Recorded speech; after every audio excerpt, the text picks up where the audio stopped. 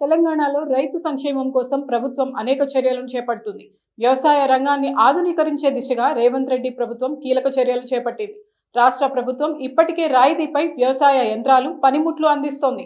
తాజాగా వ్యవసాయంలో టెక్నాలజీ వినియోగాన్ని ప్రోత్సహిస్తూ పురుగు మందులు, సూక్ష్మ పోషకాల పిచికారికి డ్రోన్ల వినియోగం పెంచేందుకు నిర్ణయం తీసుకుంది. రైతుల అవసరాలను గుర్తించి వారి విజ్ఞప్తి మేరకు రాష్ట్ర వ్యాప్తంగా వ్యవసాయ డ్రోన్లను రాయితీపై అందించాలని ప్రభుత్వం నిర్ణయించినట్లు వ్యవసాయ శాఖ మంత్రి తుమ్మల నాగేశ్వరరావు తాజాగా తెలిపారు. 2025-26 ఆర్థిక సంవత్సరానికి కేంద్రం అందిస్తున్న sub mission on agriculture mechanization పథకం కింద వివిధ వ్యవసాయ యంత్రాలను రైతులకు రాయితీపై అందించనున్నారు.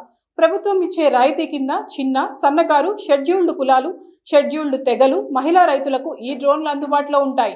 తొలి దశలో రాష్ట్రంలోని అన్ని జిల్లాలకు 10 చొప్పున డ్రోన్లను పంపిణీ చేయనున్నారు.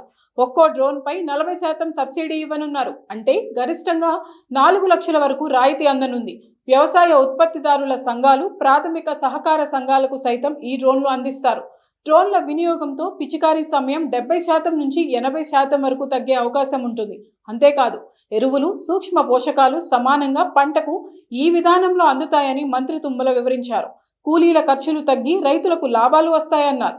ఆధునిక టెక్నాలజీని రైతు సంఘాలకు అందుబాటులోకి తెచ్చి వ్యవసాయాన్ని మరింత లాభసాటిగా మార్చడమే తమ ప్రభుత్వ లక్ష్యమని ఆయన స్పష్టం చేశారు.